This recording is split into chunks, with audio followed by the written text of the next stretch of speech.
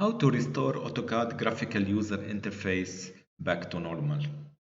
The full screen is on. We turn it off with Ctrl 0. The command line menu is off.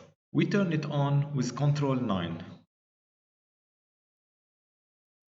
The ribbon menu is off. We type ribbon to restore it. Ribbon. And here it comes. Then we have to dock it and hope it takes. Voila.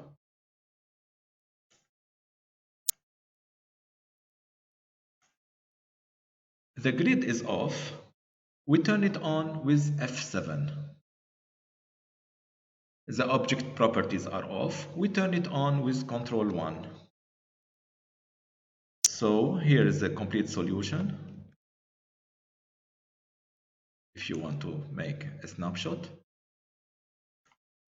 And I wish you luck and goodbye.